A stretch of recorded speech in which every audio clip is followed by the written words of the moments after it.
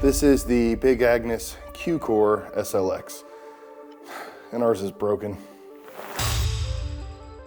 The Q-Core is actually a discontinued model. However, the weld in the seam near the head of our Q-Core was leaking. It wasn't a tremendous leak, but it was enough to leave the pad flat a couple of times a night while we were out camping.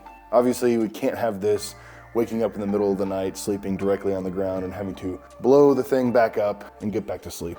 So to try to find the leak, we used the soapy water trick, much like you would on a damaged tire. Evidently, this is a common issue. If you look at reviews of the Q-Core over time, you'll see that that's the one trend, is that people really like the pad, but it seems to give out on them pretty often. I honestly kind of figured, since this model was discontinued and the sort of trouble in particular we were having with it, that we were just out of luck. So I planned to simply buy another pad. We were already using the Rapide SL from Big Agnes, which is a more up-to-date model. But we typically run 2 pads and a double-wide sleeping bag on top of them. But I wondered, is the Rapide the same design as the Q-Core that's gonna give me trouble down the road and have a leak in the seam like my old pad did? So I called Big Agnes's customer service just to kind of feel out why they discontinued the Q-Core, so I didn't get into the same trouble by replacing it with another Rapide and then having 2 bags that were destined to go bad. Big Agnes didn't exactly tell me that this is the reason why they discontinued the Q-Core,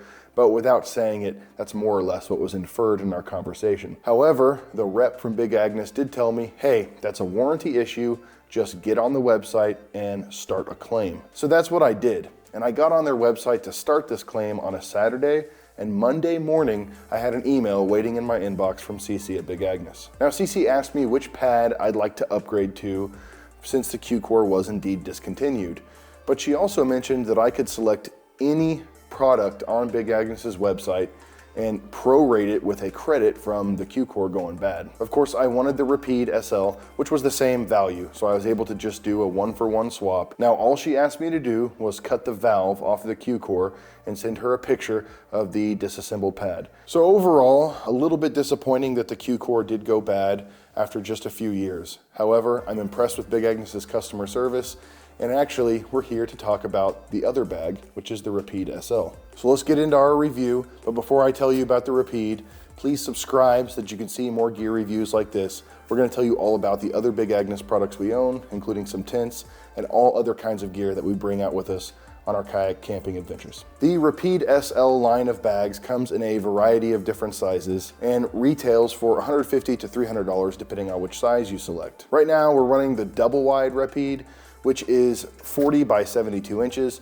and we're replacing the Q-Core with a pad that runs 20 by 72 inches. We wanted them both to be the same height so that we can figure a way to fix them together with a sheet of some kind. When we put our double wide sleeping bag over them, they'll stick together. It's also worth noting that Big Agnes makes the Rapide in a 40 to 50 inch tapered by 78 model that will fit in the footprint of some of their tents just perfectly. Before buying something like that, you may want to consider that we do not like doing anything on these bags but laying or maybe sitting on them.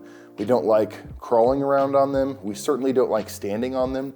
So if it took up the whole footprint of your tent, it probably wouldn't be a good thing, which is why we like the shorter ones, even though I'm 6'5", because we want to be able to have some room to walk around them without putting any weight on them. We're very careful with these because it would just be miserable if one of them gave out on a trip and we didn't have a comfortable surface to sleep on. So we're very careful to use a tarp under our tent. That protects the tent as well. We never set up in an area with sharp rocks or twigs that could poke up through.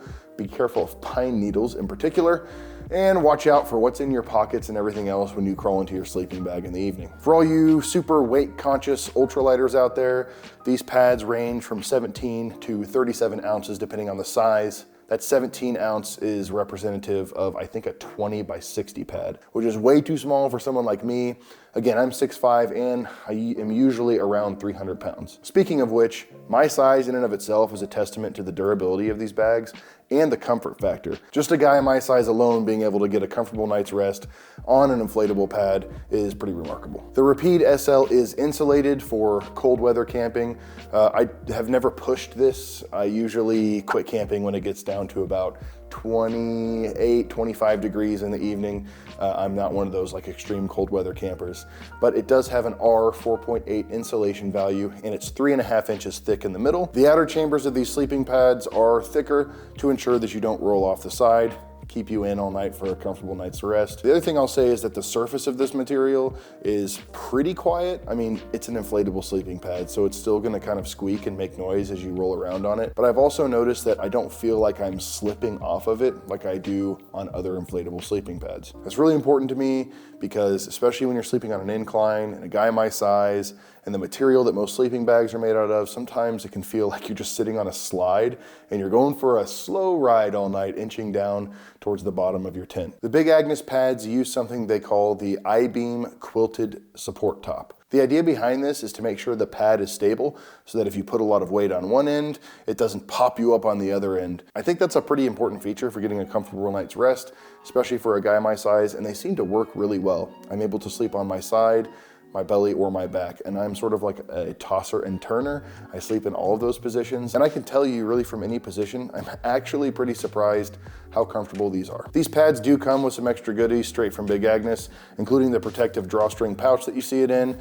They also come with some patches in case you do get a hole, a replacement valve cover in case one of those breaks off, and a pump house sack that helps you inflate it. We've actually never used it, so I don't have any B-roll to show you, but it's just a big bag basically that you're able to attach to the valve when you fill it up, and you can roll the bag up and it'll force the air into the pad. We use those little battery-powered flex tail pumps to fill up our pads. We would bring them anyway because they're so handy for starting fires. Try not to use your own lungs to blow up your pads. That's gonna ruin the insulative value of the pad, and it can also get a bunch of bacteria and nasty stuff into the inside of your pad, maybe make it smell or make it unsanitary for you. The valves on these sleeping pads are pretty nice. They have one that allows you to just completely deflate the bag so that you can fold it up and put it away. The other valve is obviously just a one-way valve for filling the bag up. However, you can use it to tune the firmness of the bag by just letting a little bit of air out pressing on the center. Buying a really high quality sleeping system is important. I probably wouldn't spend less than $140 MSRP on a pad, given that we've seen some friends use lower quality pads and have to sleep on the rocky gravel bars the rest of the trip. All right, we're learning some good lessons here. First night, sleeping pad, full of holes. So learning, don't buy Chinese, buy good. Henry!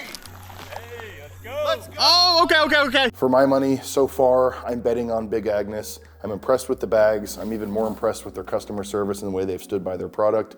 So these are a win for me. If you have any questions about the Big Agnes pads, throw them in the comments below. However, it might just help to call their customer service line because I had a really good experience doing that. We bought these pads with our own money and we're super impressed with them.